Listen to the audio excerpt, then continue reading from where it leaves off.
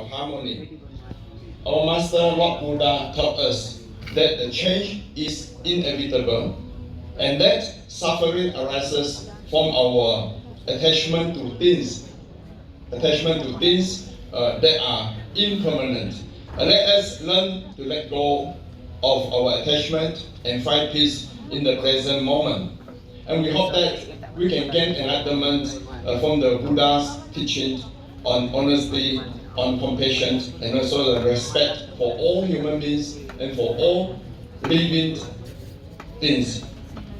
Excellency, distinguished guests, brother and sister, I'm here just want to express that, as I mentioned, as a normal human being, we have a lot of anxieties, we have a lot of sufferings as we go along the way, whether you are in politics or we are in business or in whatever undertakings that we are going for. But if we can really look into how our Lord Buddha has taught us, I think this is really a great enlightenment that we should go forward to improve our life and to be a better on-serve that we are going to be. Nepal, the birthplace of our Lord Buddha, is a very significant, important center for Buddhism, and it is home to many ancient Buddhist temples and monasteries, including the Lumbini, the birthplace of the Lord Buddha. I myself was in Kathmandu and in Lumbini 2 weeks ago, and that is my second time going to the birthplace of Lord Buddha, Lumbini. I can really open my eyes, I can really see the significance, the importance of the birthplace of Lord Buddha to the Buddhist community. As you all know, our Muslim friends, we go to Mecca, our Christian, Catholic friends, we go to Jerusalem, and our Buddhist friends, brothers and sisters, we definitely look forward to go to Lumbini. Of course, there are still a lot of I assume that there is still a lot of marketing or exposure that we need to shout out to the rest of the world, especially to the Buddhist communities, so that people get to know the importance of Lumbini in Buddhism region. I myself, before I went to Kathmandu in the year 2013, I never heard of Lumbini. I never heard about the birthplace of Buddha is in Nepal.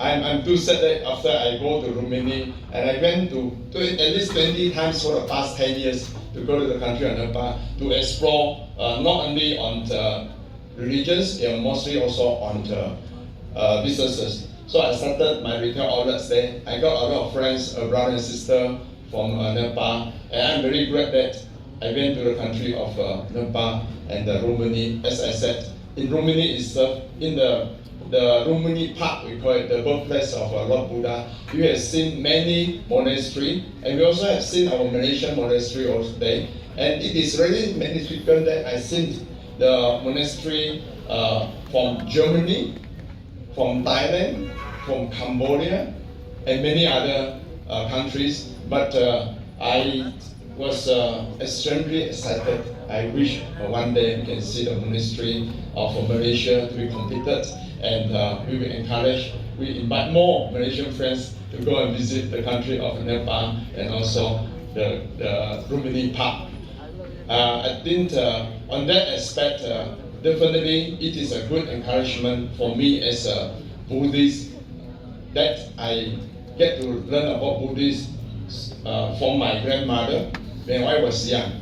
I don't know much. I only go to the Chinese temple and pray with Lord Buddha, but we really don't know about the meaning of this Buddhism. But as I grow older and I exploring my business in Nepal, and I seen a lot of potential for tourism, promotional activities, and also especially on Buddhism or on these religions promotional activities to be in Nepal.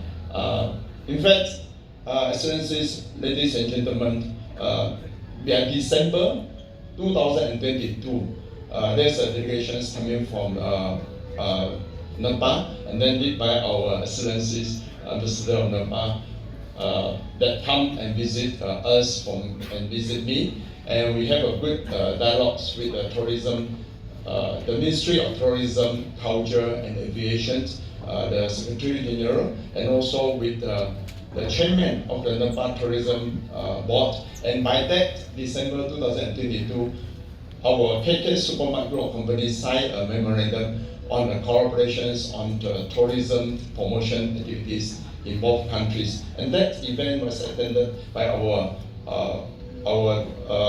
Minister of Tourism of Malaysia, YB Dato Sri Tiong Sing Kim, and we got a very good dialogue. And in front of so many of Nepalese brothers and sisters here, if you go to KK Mart, you will see the promotion of Nepal in Malaysia in front of our KK Mart retail outlets, the 700 retail outlets in Malaysia. I think that is my part that I can do for the country of Nepal. I'm looking forward, hoping that in India, Mauritius, Sri Lanka, even Myanmar, we can also look into the other collaboration basis that we can go for. So, ladies and gentlemen, brothers and sisters, Buddhists celebrate the anniversary of the Buddha's enlightenment over 2,600 years ago on the full moon of the Vesak month. I was surprised. I was only learned that the Vesak day was celebrated on the first full moon day in the month of May, and that is today, the 4th of May. Because every time we look at Vesak day, sometimes we got on the 9th, sometimes on the 7th of May, and today was the 4th of May. So I was wondering why it's on the 4th of May. Only I know that it's going to be celebrated on the full moon day in the month of May. And this marks the beginning of the Buddhist, the era, which is 2566, 2566, calculated from the time of the passing away of the Lord Buddha in the year 543 BCE, the Buddhist era. This Vesak Day is one of the humanity's oldest religious celebrations. And